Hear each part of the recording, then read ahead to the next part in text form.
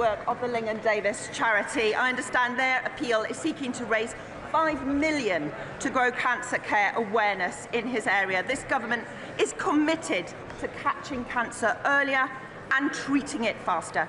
And I'd be very happy to meet my honourable friend to discuss the charity's fundraising campaign. There you go.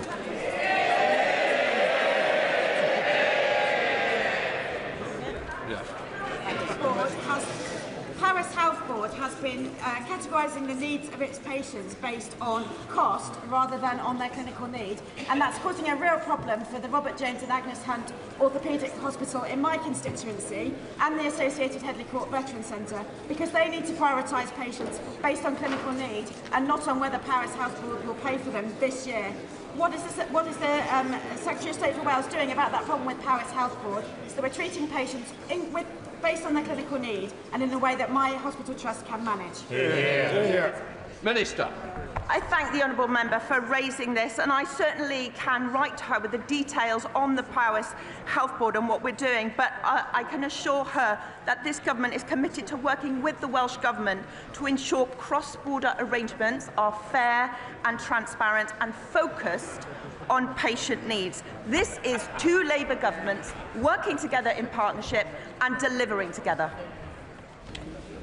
Before we come to Prime Minister's questions, may I extend a warm welcome to the President of the Storting, the Norwegian Parliament, and his delegation, who are with us in the gallery today. We start with questions to Prime Minister Dr. Jeevan Sanda. Thank you, Mr. Speaker. Question number 1. Minister. Thank you, Mr. Speaker. In recent days, I've spoken extensively to our international allies, including European leaders and others, the US and NATO. We will continue to engage constructively to resolve issues, particularly relating to international security, applying the principles and values that I set out on Monday. Mr. Speaker, in addition this week, the Government has announced a landmark investment to support children with special educational needs, overhauled our water system, and today launched a £15 billion plan to create warm homes. At home and abroad, this Labour government is delivering for the British people. This meeting I had meetings with ministerial colleagues and others. In addition to my duties in this House, I shall have further such meetings later today. Thank you, Mr. Speaker. We face an affordability crisis in this country. In the short term, our dependence on fossil fuels leads to a rise in energy bills, and in the longer term, the aftershocks of Thatcher mean there are not enough good non-graduate jobs.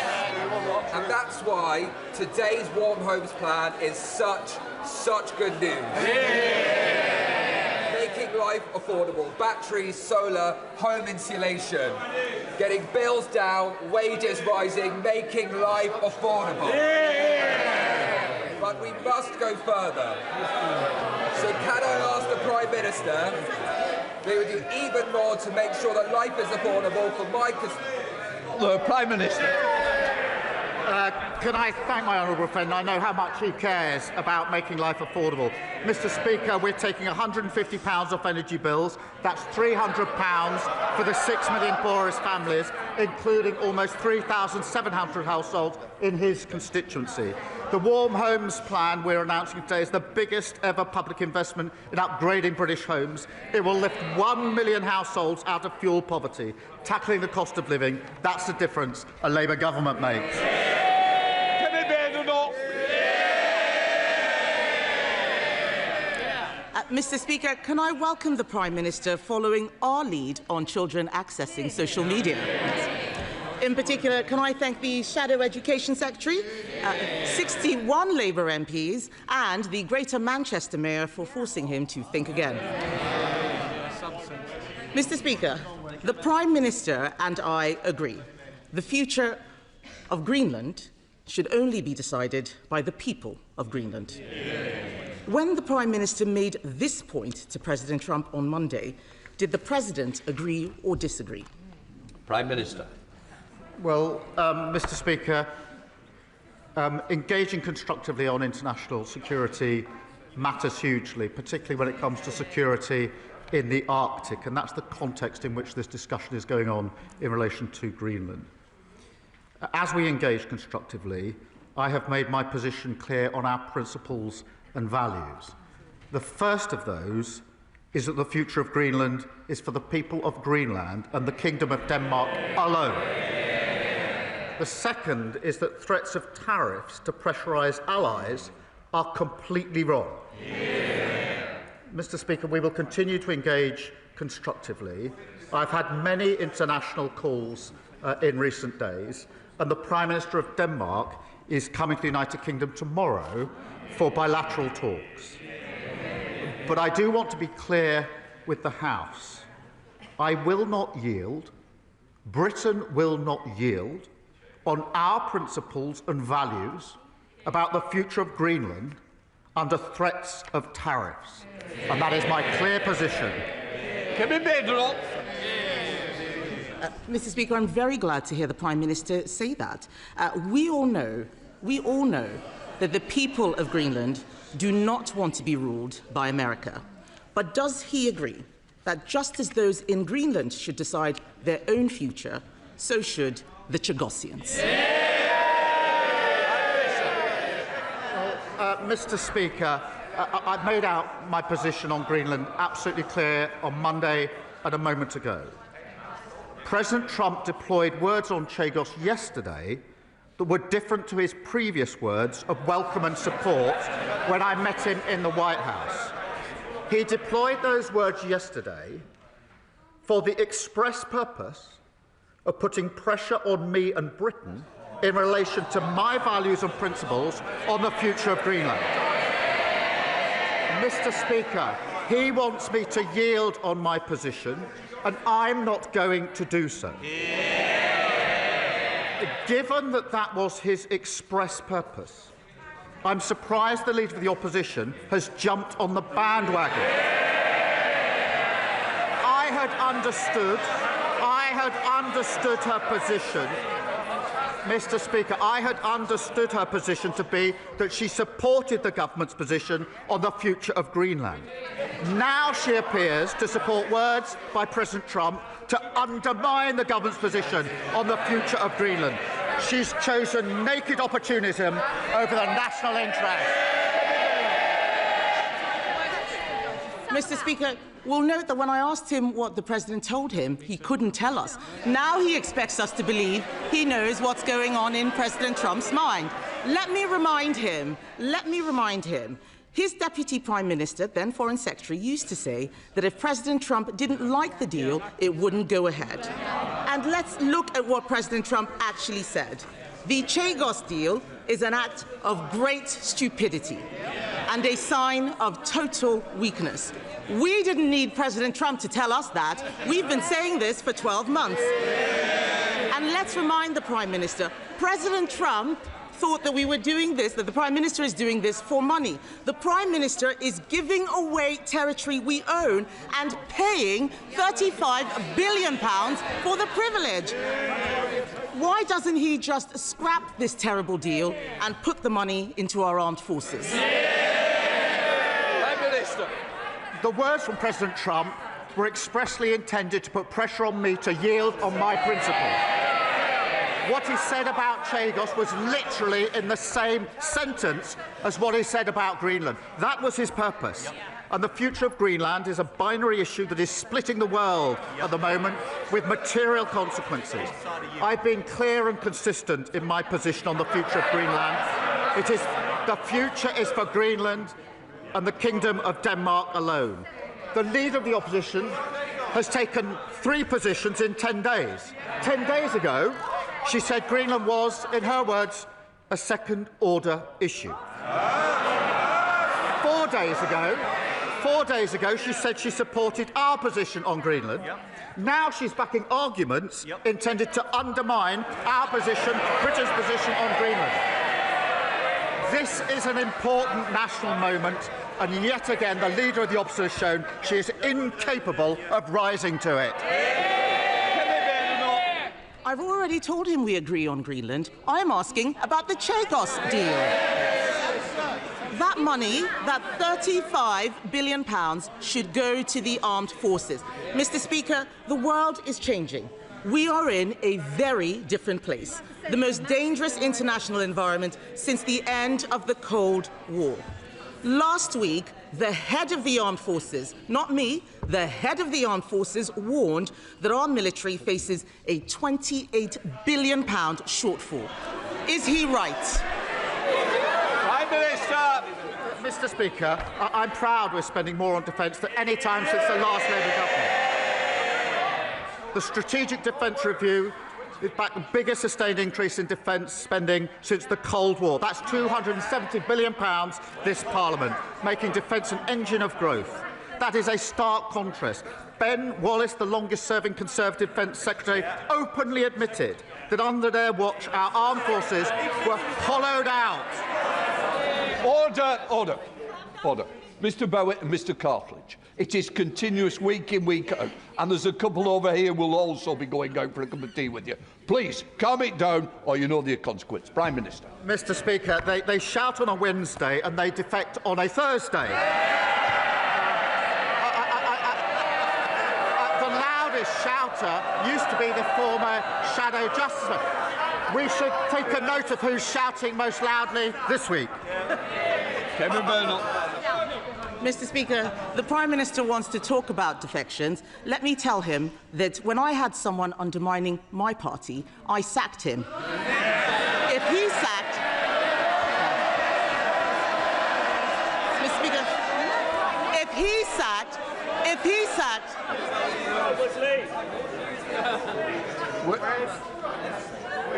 We're going to get through this Prime Minister's questions. I want to hear the Leader of the Opposition and I want to hear the Prime Minister.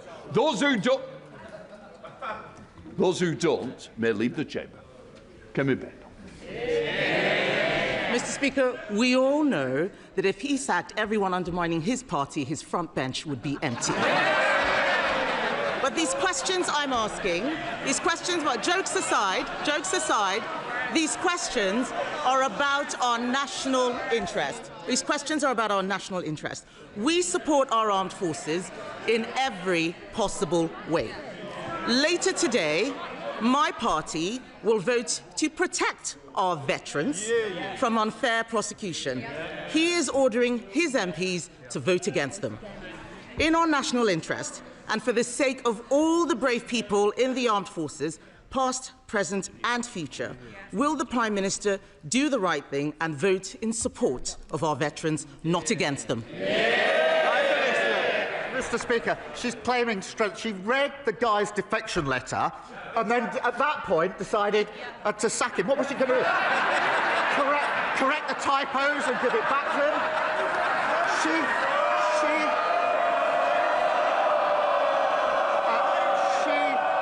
She should have sacked him when he made disgraceful comments about faces in Birmingham, and she failed to do so. And she smiles, saying it's a good thing she's cleared out, a good thing there's fewer Tory MPs. The rest of the country agrees with her completely in relation to that. On the question of veterans' protection, under the last government, they passed legislation which was struck down, leaving our veterans utterly exposed. We're putting in place proper measures to protect them. Mr. Speaker, the Prime Minister wants to talk about leadership. Three of his own cabinet ministers told the Times on Saturday that he needed to learn from me. Order! I'll tell you now, I'm having no more. Do we understand each other? Thank you. Kemi Badenoch. Thank you, Mr. Speaker. But back to the national interest. Instead of acting in it, Mr. Speaker, the Prime Minister just tries to get through the day. On the Chinese spy hub embassy, he's too weak. On Chagos, he's too weak. On funding for the armed forces, he's too weak. On protecting our veterans from prosecution, he's too weak. Yes. Mr. Speaker, I will support the Prime Minister when he does the right thing. But time after time, this Prime Minister has done the wrong thing for our country. Isn't the truth that he is too weak to stand up for our national interests? Prime Minister. Mr. Speaker, I've spent the week working with our NATO allies to protect our national security and ensure we're having unity in NATO. That's a matter of national importance. She's utterly failed to rise to the occasion and show the solidarity she could have shown in this House. She spent the week trying to hold together what's left of the Tory party. And she says I should learn from her. She has no judgment. Only a week ago, she was saying in relation to Greenland, she shrugged and said it's some second-order issue. Terrible judgment. Then she flip-flopped with 3 different positions in 10 days on Greenland. She said Liz Truss's mini-budget was 100% right. She said last week she was 100% confident there'll be no more defections just before the latest defection. I'm beginning to think her judgment isn't 100% reliable. Thank you, Mr. Speaker. NHS waiting lists in Birmingham are down by almost a quarter under Labour and still falling. That's more than 28,000 people no longer stuck waiting for essential treatment. Yes, there are challenges still, but they are being addressed and progress is being made. Does he agree that this progress must be sustained, including by reducing ambulance waiting times? Minister. I'm pleased to confirm, Mr. Speaker, that last week saw the second biggest fall in NHS waiting times for 15 years. Waiting lists down by more than 300,000, recruitment of GPs an extra 2,900, and ambulances are arriving nearly 15 minutes faster this winter than they were last year. There is much more to do. That's why we're delivering the biggest upgrade to our ambulance fleet for many years. That progress has been made possible by Labour's decisions that were opposed by the parties opposite. Leader of the Liberal Democrats, Ed Davey. Thank you, Mr. Speaker. We remember how Tony Blair ignored warnings from these benches and tied himself to an unpopular American president and a disastrous foreign policy, while close allies like Canada and France looked on in horror. With Donald Trump increasingly acting like a crime boss running a protection racket, threatening to smash up our economy unless he gets his hands on Greenland, will the Prime Minister avoid Blair's historic mistake, take our advice this time, and join Prime Minister Carney and President Macron in standing up far more strongly to President Trump? Prime Minister. Well, he clearly isn't listening. I said I will not yield on the principles and values that I uphold, this country upholds in relation to the future of Greenland. But the relationship with the US matters, especially on defence, security and intelligence and nuclear capability, also on trade and prosperity. Mr. Speaker, whilst he's trying to get sound bites, we mustn't forget a war is raging in Europe. It is in its 4th year. The Russians are raining bombs down on Ukrainian civilians day and night. Temperatures were -20 in Kyiv last night. 60% is without power. People are erecting tents to keep themselves warm. We have to work with our allies, including the US, on security guarantees to make sure we can do what we must do in relation to Ukraine. Now, that does not mean we agree with the US on everything, and I've been absolutely clear on my position on Greenland and my position on tariffs, but it is foolhardy to think that we should rip up our relationship with the US, abandon Ukraine and so many other things that are important to our defence, security and intelligence. Of course, we're not arguing that, Mr. Speaker. We're arguing he follows France and Canada, our close allies. But here's one thing that we can agree on, Mr. Speaker, that the UK strengthens our defensive capabilities, like the Prime Minister said earlier. But, Mr. Speaker, the government is going far too slow in investing in our defensive industries.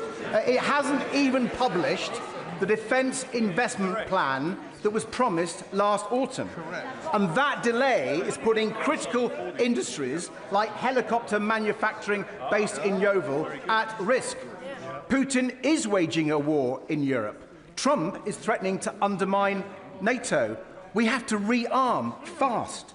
So why won't the Prime Minister just get on with buying great British helicopters made in the West Country? Prime Minister. Well, Mr. Speaker, that's about the cheer across the whole country. Mr. Speaker, we are increasing defence spend to the biggest spend since the last Labour government. We are doing that because of the decisions we took at the budget in relation to the money that's available. He wants more money on defence spending. He wants it faster. What did he do at the budget? Did he stand up and say, I support this?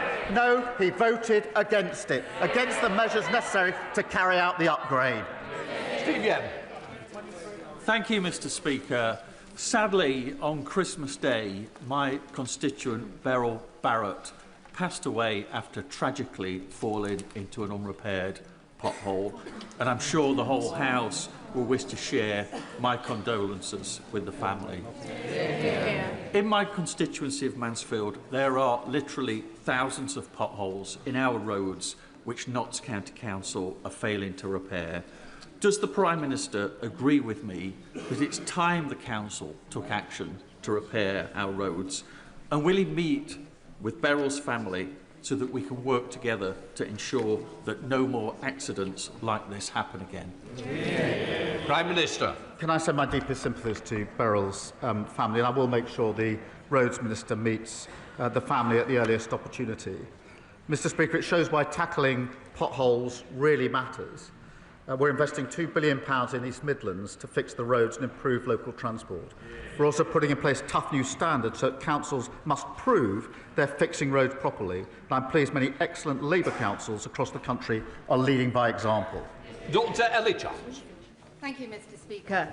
For decades, our rivers, lakes and seas have paid the price of a failing system, so the Water White Paper is a welcome first step in beginning to set things right. But there's a glaring gap. Agricultural pollution contributes 40% of the pollution in our waterways, but merits only one single page in this white paper. Can the PM tell me why on earth this is the case, and when he will start working with farmers to support river-friendly farming practices and treat agricultural pollution as seriously as sewage pollution? Prime Minister. We inherited a real mess on water, and we're taking the most effective and far-reaching measures to deal with it. But I have to say, as someone who stood to lead her party, I wonder what she makes of how her leader is responding to this global uncertainty. Because what he's saying is this is the time, this is the moment to withdraw from NATO. This is the time to kick the US out of our military bases. This is the time to negotiate, hear this, with Putin to give up our nuclear deterrent. I'm sure Putin will be very quick on the line for that one. It's as reckless and irresponsible as their plan to legalise heroin and crack cocaine. That's the Green Party now. High on drugs, soft on Putin. Can I just say, we don't ask opposition questions that come into the Prime Minister, not the other way around. Right, let us move on. Douglas McAllister. Thank you, Mr. Speaker. West Dunbartonshire is set to benefit from record UK Labour government investment. £60 million of local growth funding just announced for the Glasgow City region, to add to the £20 million for Dumbarton Town Centre regeneration. Add to that the £20 million Pride in Place funding for my hometown of Clydebank, and the £1.5 million immediate impact funding. Does the Prime Minister agree with me that this is in stark contrast to the SNP, who abandoned their communities, and demonstrates the difference a Labour government makes to West Dunbartonshire and to Scotland? Well, I'm very pleased, Mr. Speaker, we're backing his hometown of Clydebank with £20 million of Pride in Place funding. And just this week we hosted a reception meeting people working hard to change their neighbourhoods across the whole of the United Kingdom. That's Labour delivering on national renewal. And as he rightly says, compare that to the SNP, more interested in squabbling over independence than using a record settlement to fix Scotland's public services. Robin Swan. Thank you very much, Mr. Speaker. Challenging economic inactivity and supporting the vulnerable across the country is something that we all want to address. So would you be surprised to learn that in Northern Ireland around 11,000 people previously supported by the UK's Shared Prosperity funding programmes will see those programmes cut dramatically, compounded with 400 job losses? So can I ask the Prime Minister, does he support those cuts of those vital programmes? And will he arrange an urgent meeting for me with the relevant decision maker in government and the organisations who have been impacted, so that these changes and challenges can be resolved? Prime Minister. We've delivered a record settlement for Northern Ireland in the budget to strengthen public services and to kick-start growth. And the Local Growth Fund, designed actually in partnership with the Executive, will see £45 million every year to support local growth. But I'm very happy to make sure that ministers meet him to discuss the particular concerns that he has. Christensen. Thank you, Mr Speaker. 1.5 million women in the UK live with endometriosis, which is a painful and life-changing condition. As chair of the Endometriosis APPG, I met Jessica Smith and Endo Warriors West Lothian to discuss their campaigns for a national endometriosis registry to capture and audit diagnosis, treatment and outcomes. Will you join me to commend the work of Jessica, Endo Warriors West Lothian and Endometriosis UK, and will he meet with me to discuss creating a registry to improve the lives of women living with endometriosis? Prime Minister. Well, let me pay tribute to her and all women and others who are campaigning on these vitally important issues. Far too many women are left waiting in serious pain for care, and that's why we're investing £8 million in research on diagnosis, treatment and pain management. I know the Minister for Women's Health will be keen to talk to her about her proposals and the issues, and I thank her for raising it. Gregory Campbell. Thank you, Mr Speaker. I have a constituent not yet 30 years old, a civil servant who's just been diagnosed with a terminal illness. She has been told she has a very short time to live. Because of her condition, she was given a retirement date, which was just last week. She has not received notification of any actual pension payment and has spent long hours trying to contact Capita. HMRC has claimed that all outstanding documentation has been supplied to Capita in November. I've written to the Chancellor, contacted the MP hotline and Capita. It still remains unresolved. Can the Prime Minister, along with the Chancellor, help to get this action resolved immediately? Prime Minister. Can I thank him for raising this case, and I'm truly sorry to hear about his constituent.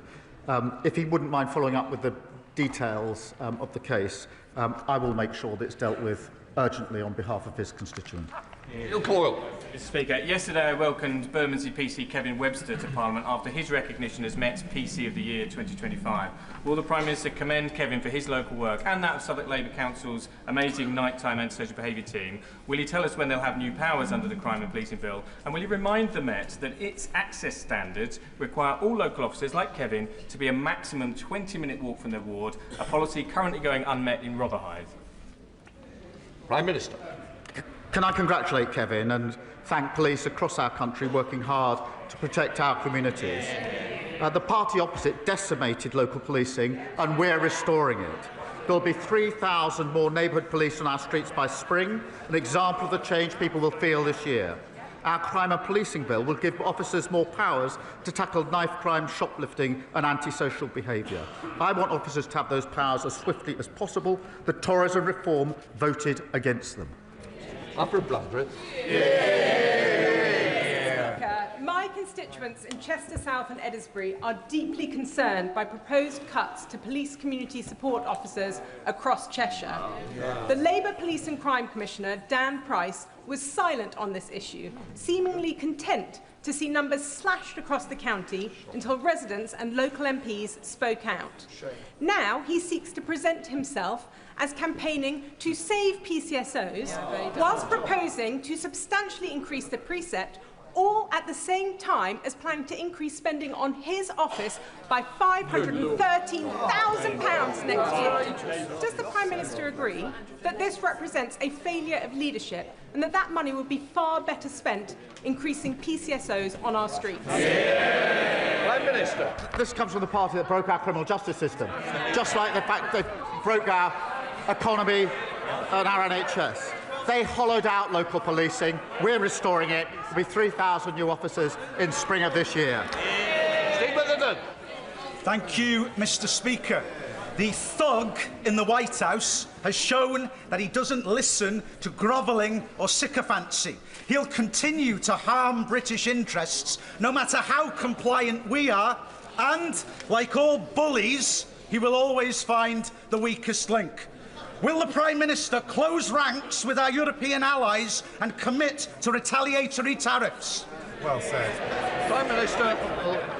Mr Speaker, I've made our position clear. I've set out my principles. I'm not going to yield on those principles. But as I said on Monday, of course we need to protect our national interest, and we will always protect our national interest. But simply hurtling at the first opportunity into a trade war is going to hurt working people and businesses across the country. And that is why I'm working hard to make sure we do not get to that point, and I'll continue to act in the national interest. Thank you, Mr. Speaker. Now, the Prime Minister may be aware that my local authority in the East Riding of Yorkshire is the lowest funded per pupil for children with special educational needs and disabilities, and that his local authority in Camden is the highest, an inequality he has repeatedly pledged to end. Well, Mr. Speaker, the results are in. Next year, children in my local area will receive just under £1,000. Children in his local area will receive over £3,800. The gap is getting wider. So can the Prime Minister explain to the House why he thinks children in my constituency are worth so much less than the children in his? We're applying their formula, the one that you put in place in government. We're changing it. Special educational needs is probably raised with me more than any other issue in this House. We're proposing reforms. The issue he's highlighted, the problem he's highlighted... Order. Sorry, Prime Minister. Mr Holden, as Shadow Secretary of Transport, you'll begin the express train and it'll be out of here. I think he may be making himself the next candidate for the Thursday defection, because it's those... oh, maybe it's someone else. Those that shout loudest end up over there. And I thank Reformer supporting our recycling moves, because soon they're going to be a party entirely made up of... Order. Prime Minister. Mr Holden, I think you need to leave. No.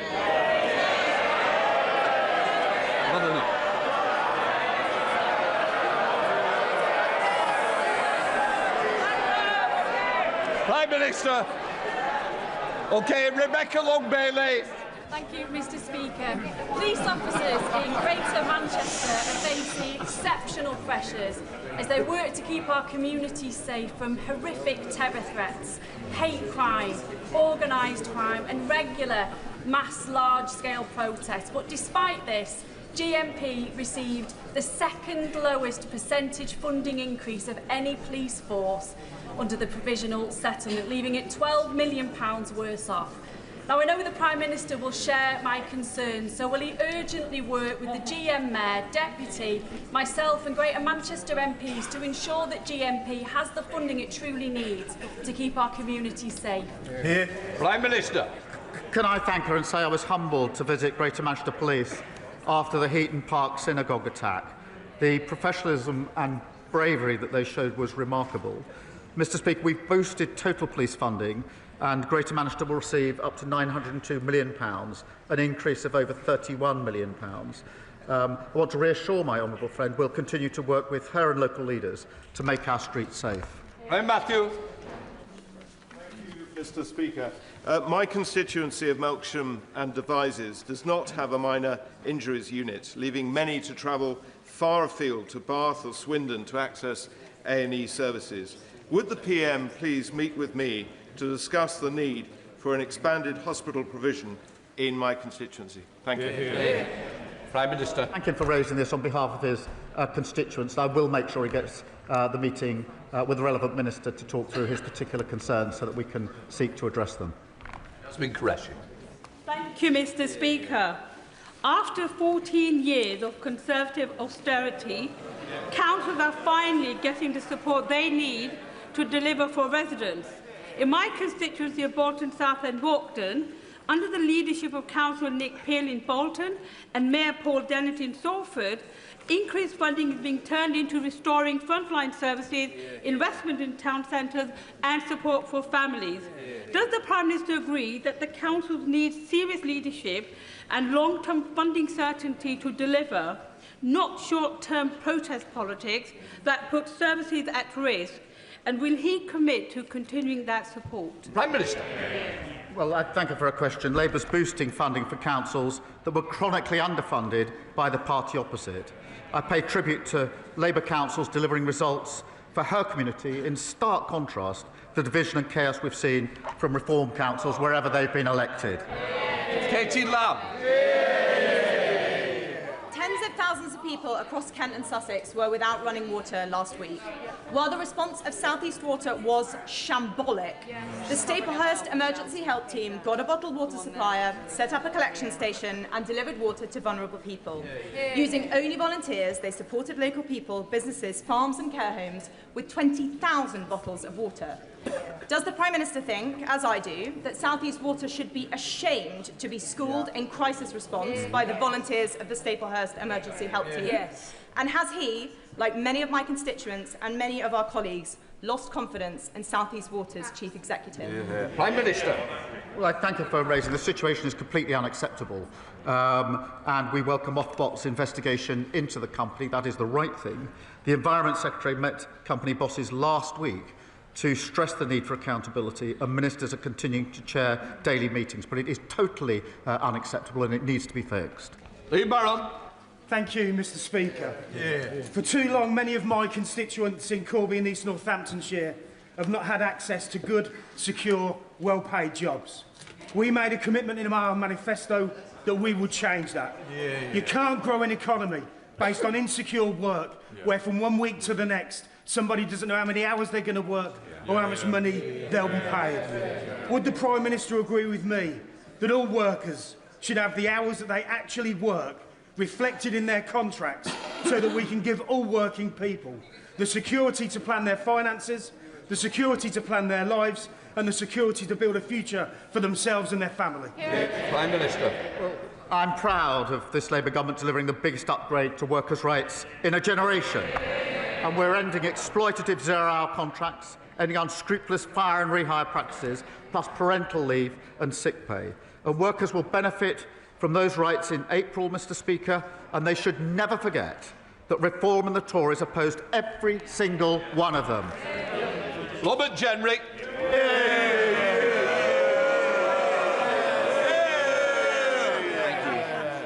Mr. Speaker, one of the last meetings that I took as Shadow Justice Secretary was with the parents of Lenny Scott. Lenny Scott was an exceptionally brave prison officer. He uncovered corruption in his prison. He left the service, and years later he was hunted down and brutally murdered.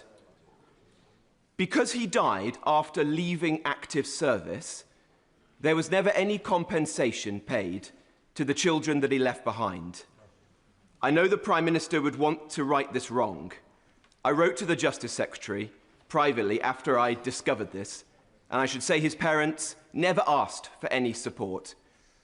Would the Prime Minister correct this, ensure that this brave man's children have the support that they need as they grow up without the father that they deserved, and join me in thanking all the brave men and women who serve us in our prison service? Prime Minister. Well, I thank him for raising this, and I will make sure that it is looked into as a matter of urgency, given the circumstances he's set out. Fred Thomas. Thank you, Mr. Speaker. I strongly welcome the government's decision to consult on introducing a social media ban for under-16s, something, Mr. Speaker, that the Tories didn't do in office, and they didn't even support until last week. But the average 12-year-old now spends 29 hours a week on a smartphone, whilst more than 500 children a day are being referred to mental health services for anxiety. These stats are not unrelated. Parents, teachers and members across these benches can see the damage that social media is doing to our young, developing minds every single day. Does the Prime Minister agree that the scale of harm demands swift action and that this consultation must lead to timely decisions? Prime Minister. Mr. Speaker, this is an issue of real concern to parents. As a father of two teenage children, I know just how much concern it is.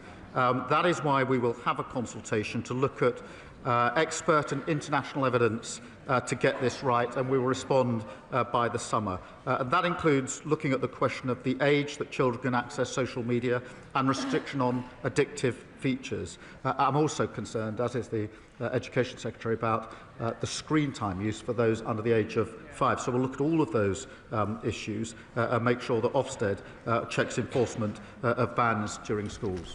Mr. Speaker, the Bertie Arms is a fantastic family pub, but because of the Chancellor's tax raid on local business, they face a 2,000% increase in their business rates by 2029. That means the Treasury will lose £200,000 in tax take, and Uffington will lose the heart of its community. Now, the Prime Minister promised not to put up taxes on working people, so how does he justify a 2,000% tax attack on working family businesses like this pub? Prime Minister. Well, Mr. Speaker, we're working with the sector to put in the necessary support, but I would remind her that 7,000 pubs closed on their watch, and she didn't say a word about it. Alice MacDonald. Thank you very much, Mr. Speaker. Norfolk is a dental desert causing real suffering for my constituents. I welcome government action so far, including 21,000 extra urgent emergency appointments. But we are the only region without a dental school. The University of East Anglia is ready to open one. So could the Prime Minister set out what more we will do as a government to tackle the dentistry crisis, and will he back our calls for a new dental school in our region? Prime Minister. Well, since day one, she's fought for her constituents on this issue, and I pay tribute to her in relation to that. I agree the University of East Anglia would be an excellent candidate for any additional funded dentistry places available in the future. Mr. Speaker, we're also reforming contracts and making sure dentists spend more time working in the NHS to ring thousands of extra appointments to fix the failure that we were left with. Final question, Gideon Amos. Thank you, Mr. Speaker. Children with disabilities and special educational needs in Somerset will be severely hit if the government goes ahead with removing the remoteness uplift from those authorities. Will the government commit to ensuring that those councils with the largest land area in the country, of which Somerset is one, are properly reimbursed for the cost of remoteness so that children in my Taunton and Wellington constituency do not suffer as a result? Prime Minister. Well, we do understand the challenges in rural communities, and we'll look at that as part of the work we're doing on reform. That completes Prime Minister's questions. Let the front benches change over.